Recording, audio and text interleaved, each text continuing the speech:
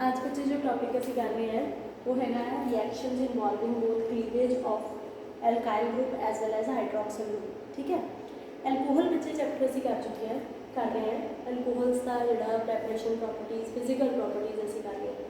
ठीक है, हुण ये जोड़ा कैमिकल प्रॉपर्टी के जोड़ा ये थर्ड पार्ट है। पहले दो पार्ट जोड़े है जिहदे साडे कोल दिस इज आर एल्कोहल जिहदे फस्ट पार्ट के असीं इहदी ब्रेकडाउन कर ली, this was the first chemical properties. दूसरे के असीं पूरा पोर्शन जिहड़ा है वो रिमूव करता सैकेंड कैमिकल प्रॉपर्टी। नाउ अज जिहड़ा बच्चे असीं करन जा रहे हैं उहदे विच थर्ड जिहड़ी कैमिकल प्रॉपर्टी जिहड़ी ब्रॉड असीं उहनूं क्लासीफाई किया है उहदे विच दोनों की क्लीवेज होगी। कार्बन ऑक्सीजन बॉन्ड भी ब्रेक होएगा और ऑक्सीजन हाइड्रोजन बॉन्ड भी ब्रेक होएगा, दोनों ही चीज़ें निकलेंगियाँ। OH भी निकलेगा, OH बाहर निकल जाएगा और कार्बन ऑक्सीजन बॉन्ड जो है वो भी टूट जाएगा, यानी कि इतों भी ब्रेकडाउन होएगी और यह भी जो सारा है वो बाहर निकल जाएगा। ठीक है, कार्बन वाले पार्ट की भी फर्दर ब्रेकडाउन होएगी। तो ये वाले जो रिएक्शंस है वो असीं अज स्टार्ट करनी है। ठीक है, ये फस्ट जी रिएक्शन अज असीं करनी है वो है एसिडिक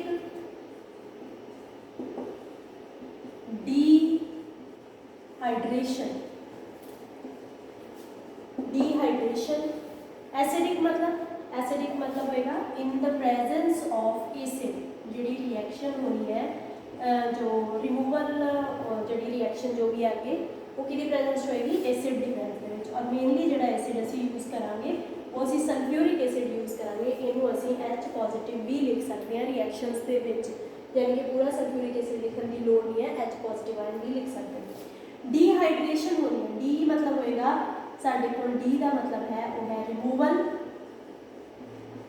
हाइड्रेशन मतलब वाटर, पानी रिमूव करना इन the presence of H positive acid की प्रेजेंस के करना। ठीक है, ये अगर आप एल्कोहल्स की रिएक्टिविटी देख ली, एल्कोहल्स की जो रिएक्टिविटी है ये असी पहला दो पार्ट कर चुके हैं। वो असी देखा है कि जो टर्शरी एल्कोहल की रिएक्टिविटी होंगी सी वो ज़्यादा सी, सैकेंडरी की रिएक्टिविटी उस तो ज़्यादा, प्राइमरी की रिएक्टिविटी उस तो जी घट है। ठीक है, हुण ये जोड़ा ऑर्डर फॉलो होता है सेम ऑर्डर फॉलो होएगा जो असी पहला रिएक्शंस जड़ियाँ करें। ठीक है, कि टर्शरी जोड़ा वो ज़्यादा रिएक्टिव होंदा है, सैकेंडरी उस तो घट रिएक्टिव है, तो प्राइमरी जोड़ा है वो सब तो घट रिएक्टिव होएगा। ये जो भी कारण होंगे हैं वो असी ऑलरेडी जो एक्सप्लेन है वो कर चुके हैं। ठीक है, हुण अगर असी रिएक्शंस लिखिए कोई भी, अगर आप एल्कोहल लै लीए CH3 CH2 एंड OH। ठीक है, ये देखो कि OH इधर लगा, अगर मैं इन्हूं इस तरीके रिप्रेजेंट करना OH और असी डिहाइड्रेशन करनी है, मतलब कि असी पानी जो है वो रिमूव करना है। तो डिहाइड्रेशन जी है वो किस तरीके है, अगर मैं इन्हूं OH इस तरह रिप्रेजेंट करना तो H इधरों कट लिया असी, तो ये साडे कोल किहदी फॉर्मेशन इस रिएक्शन के विच होंदी है, ये की आ जाएगा CH2 डबल बॉन्ड CH2। कहने का मतलब है कि ये जी फॉर्मेशन होनी है वो कि होनी है एल्कीन की फॉर्मेशन होनी है, डबल बॉन्ड होएगा in the presence of acid. ठीक है, एसिड की प्रेजेंस के रिएक्शन जी होगी। ठीक है, नाउ हुण साडे कोल की हैगा कि एक प्राइमरी है जिहड़ा असीं इत्थे मैंशन किया है। प्राइमरी एल्कोहल जिहड़ा हैगा उहदे वास्ते सानूं 80% तक सल्फ्यूरिक एसिड जिहड़ा वो रिक्वायर्ड है। क्यों रिक्वायर्ड है? क्योंकि ये रिएक्टिविटी घट है, ये रिएक्शन करने वास्ते सानूं कंसनट्रेटेड सल्फ्यूरिक एसिड जिहड़ा हैगा वो चाहिए। ठीक है, on the other hand secondary और टर्शरी आप देखिए तो सिंपल 10% सल्फ्यूरिक एसिड भी जोड़ा है वो यूज़ कर सकते हैं, असी बहुत ही जो घट क्वांटिटी के यूज़ कर सकते हैं। ठीक है, टर्शरी जो आप रिएक्शन करनी है तो आप सिंपल हीटिंग कर लेंगे, बट जो इस सानू प्राइमरी के रिएक्शन करनी पेगी या सैकेंडरी के रिएक्शन करनी पेगी तो वो वास्ते सानू कुछ टैंपरेचर जोड़ा है वो रिक्वायर्ड है। जो प्राइमरी के रिएक्शन वास्ते टाइम रिक्वायर्ड है दैट इज़ 443 कैलविन। जितना रिक्वायर्ड है 443 कैलविन। अगर आप सेम रिएक्शन सैकेंडरी करनी है तो सानू 400 कैलविन टैंपरेचर नाल भी सर जाएगा। और टर्शरी के आप करांगे सिंपल असी हीट जी करांगे और साडी रिएक्शन जी हो जाएगी। सो ये साडे कोल रिएक्टिविटी आ जाएगी। ठीक है, हुण साडे कोल एसिडिक डिहाइड्रेशन करते हुए कुछ फैक्ट्स हैं जिहड़े असी हुणे पढ़ने हैं। ये मैकेनिज्म नूं लैके ये किस तरह की अगर साडे कोल अनसिमेट्रिकल एल्कीन आ गई है तो जी हुणे असी एक्सप्लेन की सी सिमेट्रिकल सी, मतलब कि दोनों तरफ जो सेम हाइड्रोजन सी। अगर साडे कोल अनसिमेट्रिकल एल्कीन आ जाती है है तो फिर असी जी रिएक्शन है वो किहड़े रूल के हिसाब नाल किस तरीके नाल साडे कोल मेजर प्रोडक्ट बनेगा और किहड़ा प्रोडक्ट जिहड़ा है वो माइनर प्रोडक्ट बनेगा। सो पहला फैक्टर जिहड़ा हैगा साडे कोल सब तो पहला तो ये हैगा कि जिहड़ा साडे कोल डीहाइड्रेशन होनी है वो सब तो ज़्यादा रिएक्टिविटी किहड़ी हैगी है सैकेंडरी दी, then tertiary, then primary. This is the reactivity order of alcohols. Alcohols के जी ज़्यादा रिएक्टिविटी होंगी है वो कि होएगी टर्शरी दी, दैन सैकेंडरी दी, दैन प्राइमरी। ये पिछे रीजन की है, की कारण है? कारण ये हैगा कि साडे कोल इहदे विच SN1 सबस्टिट्यूशन जिहड़ी हो रही है, ठीक है, not SN1, this is not the substitution reaction, this is the elimination reaction. ये की है साडे कोल एलिमिनेशन। एलिमिनेशन दे विच साडे कोल जिहड़ा पहला असीं CH3 CH2 ये मैं कोई प्राइमरी एल्कोहल बनाया है, ये जो H पॉजिटिव आयन आएगा, H पॉजिटिव आयन आता है तो ये ऑक्सीजन को प्रोटोनेट कर देगा। की कर देगा? प्रोटोनेट करने तो बाद इन्हें की किया, H पॉजिटिव ने ये उपर आके इनू प्रोटोनेट करता। प्रोटोनेट करता मतलब ये वाटर जोड़ा है साढ़े को एक साइड पर दिख रहा है, उन्हें अपने आप को स्टेबलाइज करेगा तो यह चीज़ जी है साढ़े को बन जाएगी। ये उपर पॉजिटिव चार्ज आ जाएगा, साडा वाटर जोड़ा है वो बाहर निकल जाएगा। सो ये किस चीज़ की जनरेशन हो रही है, जो इंटरमीडिएट चीज़ बन रही है, दैट इज अ कार्बोकेटाइन। की बन रहा है? कार्बोकेटाइन। कार्बो का मतलब कार्बन है, केटाइन मतलब ये उपर पॉजिटिव चार्ज है। साढ़े को जी इंटरमीडिएट चीज़ बन रही है उस तो बाद एल्कीन बनेगी, जी बन रही है वो कार्बोकेटाइन है। हुण असीं पहला पढ़ के आए हैं कि जो टर्शरी कार्बोकेटाइन होता है वो ज़्यादा स्टेबल है as compare to secondary carbocation तो as compare to primary carbocation. It means कि साडी जी टर्शरी कार्बोकेटाइन की जी रिएक्टिविटी है, स्टेबिलिटी है ज़्यादा है, मतलब कि ये अपना OH आयन छेती दे देगा टर्शरी वाला, दैन सैकेंडरी वाला देगा। सब तो लेट जो अपना H पॉजिटिव देगा वो है साढ़े को OH नैगेटिव जोड़ा है। ये कार्बोकेटाइन का ऑर्डर है जिदे करके साढ़े को एल्कोहल्स का ऑर्डर भी जोड़ा है वो यही बन रहा है। ठीक है जी, ये सीगा साडा पहला कारण। दूसरा हैगा रिएक्टिविटी असीं देख ली हैगी। दूजा जोड़ा हैगा साडे कोल कि अगर अनसिमेट्रिकल एल्कीन आ जाए, इफ एल्कीन जी आए, सॉरी दूसरा कारण जो फैक्ट है वो है इफ एल्कीन सॉरी एल्कोहल, असीं एल्कोहल की रिएक्शन कर रहे हैं, अगर साडे कोल एल्कोहल जिहड़ा हैगा वो अनसिमेट्रिकल हो जाए। अनसिमेट्रिकल मतलब कि साडे कोल जिहड़ा है वो सैकेंडरी या टर्शरी हो, की हैगा सैकेंडरी या टर्शरी।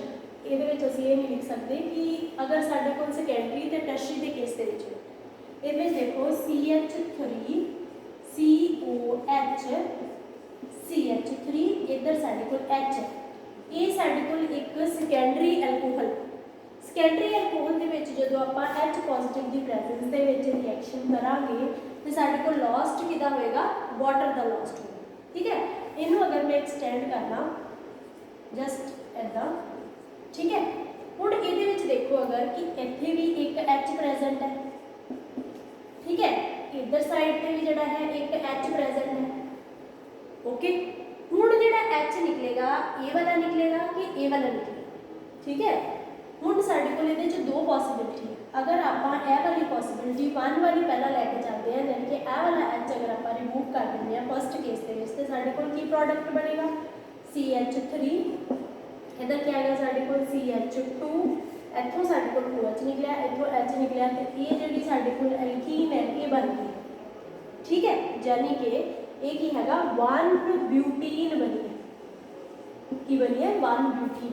अगर आपां ए वाला हाइड्रोजन रिमूव करके चलिए, सैकेंड वाला पार्ट जिहड़ा है वो ए वाला हाइड्रोजन रिमूव करिए CH3 CH ते साडे कोल जिहड़ा डबल बॉन्ड आएगा वो इत्थे आएगा। इनू नहीं हुण असीं रिमूव कर रहे, असीं इधर वाला H ते ए वाला OH रिमूव कर रहे हैं जिहदे नाल साडे कोल डबल बॉन्ड जिहड़ा वो इत्थे आएगा। ठीक है, नाउ ये जिहड़ी साडे कोल एल्कीन बनी है दिस इज 2 ब्यूटीन। की बनी है 2 ब्यूटीन। असीं ये चीज़ पढ़ चुके हैं कि साडे कोल 2 ब्यूटीन ज़्यादा स्टेबल है कि 1 ब्यूटीन ज़्यादा स्टेबल है। सो असीं जो चीज़ पढ़ चुके हैं वो अकॉर्डिंगली असीं इहनूं मेजर प्रोडक्ट कहते हैं, इहनूं की कहते हैं कि माइनर। कहने का मतलब कि साडे कोल जिहड़ी 2 ब्यूटीन है ज़्यादा क्वांटिटी बन रही है, 1 ब्यूटीन जिहड़ी है वो घट क्वांटिटी बन रही है। Due to the Saytzeff rule. क्यों हैगा ये साढ़े को सेट-ज़ेफ रूल है जिहदे नाल कहते हैं कि the alkene which is more alkylated, जिहड़ी ज़्यादा एल्काइलेटेड है वो स्टेबल होंदी है as compare to the alkene which is less alkylated. देखो ए एल्कीन है, इधर साइड पे कोई कार्बन नहीं है, हाइड्रोजन है, जो कि ए एल्कीन है इधर साइड पे भी कार्बन है, इधर साइड पे भी कार्बन है। सो ये ज़्यादा स्टेबल है as compare to this one. So साढ़े को अनसिमेट्रिकल अगर एल्कीन बनानी पै जाए साढ़े को मेजर वन केड़ी बनेगी जिहड़ी साढ़े को ज़्यादा एल्काइलेटेड है। ये सानू सेट-ज़ेफ रूल ने दस्सिया, ठीक है। अगर तुहानू क्वेश्चन आ जाए कि केड़ी बनेगी तो तुसीं ये दस सकते हो, ठीक है। नैक्सट सेम जिहड़ी चीज़ है उसी टर्शरी अल्कोहल के केस दे विच भी करनी, ठीक है जी। नाउ तीसरा फैक्ट ये हैगा, तीजा जिहड़ा unsymmetrical sorry not unsymmetrical dehydration दे विच जिहड़ा तीसरा हैगा साडे कोल कि कार्बोकेटाइन प्राइमरी के केस दे विच अगर आपां देखिए CH3 CH2 CH2OH, ठीक है। ये ब्यूटेन है, ब्यूटेनोल सॉरी ब्यूटेनोल है। ये भी सब तो पहला स्टैप जो असी करते हैं वो कि यदि प्रोटोनेशन करके इनू बाहर कर देना, एल्कोहल की प्रोटोनेशन हो जाएगी, बाहर निकल जाएगी। पिछे की जनरेट होएगा, पिछे साढ़े को CH3 CH2 CH2 and CH2 carbocation हो गया, ठीक है। एक प्राइमरी एल्कोहल है जितों साढ़े को ये चीज़ जनरेट, ठीक है। हुण इस केस दे विच की हैगा, इत्थों नाल दा हाइड्रोजन जिहड़ा रिलीज होएगा एंड प्रोडक्ट बन जाएगा, यानी कि CH3 CH2 sorry CH double bond CH, यह चीज़ जिहड़ी बन जाएगी। But it can't be happen, इदा नहीं होता। साडे कोल की हो जाती है रीअरेंजमेंट ऑफ कार्बोकेटाइन, की हो जाएगी रीअरेंजमेंट ऑफ कार्बोकेटाइन। साडे कोल कार्बोकेटाइन जिहड़ा हैगा असीं की कहंदे हैं, कार्बोकेटाइन की रीअरेंजमेंट। ये जिहड़ा कार्बोकेटाइन बनिया सी ये की सीगा, प्राइमरी सीगा, प्राइमरी इधर कोई है नहीं कार्बन, ठीक है, एक नाल लगा होया। हुण की हैगा साडे कोल इहदे विच इंटरनल रीअरेंजमेंट हो जाएगी, अंदर ही जिहड़ी रीअरेंजमेंट रिएक्शन दे विच हो जाएगी। की बनेगा साडे कोल अपने आप नूं ये की कर लेगा, रीअरेंज कर लेगा। किस तरीके दे नाल रीअरेंज करेगा, साडे कोल जिहड़ा कार्बोकेटाइन बनेगा and I will tell you कि किद्दां बनेगा, ठीक है। ए चीज़, ठीक है। ये चीज़ दे विच अगर आप देखिए तो this is the secondary carbocation.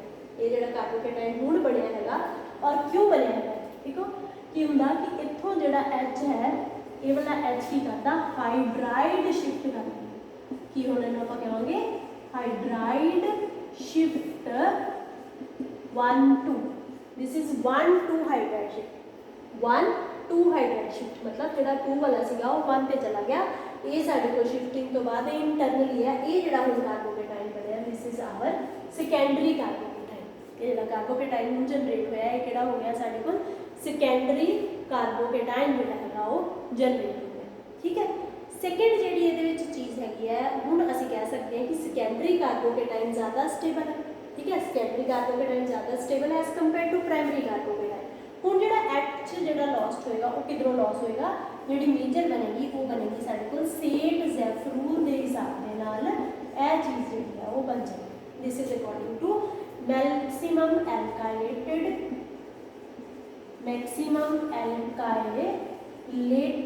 Alkene बनेगी, ना कि तुसी इधरों H जिहड़ा हो रिमूव करोगे, तुसी इधरों करोगे। क्यों? क्योंकि this is according to the Saytzeff rule. ये साडे कोल जिहड़ा सेट-ज़ेफ रूल है, ठीक है जी। नाउ अगर असी सेम केस देखिए सेकेंडरी नाल,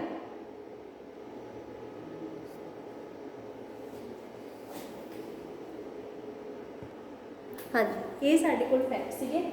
हुण जिहड़ी असी चीज़ करनी हैगी आ वो हैगी है कि साडे कोल और भी प्रोडक्ट जिहड़े बन सकते हैं आफ्टर डिहाइड्रेशन।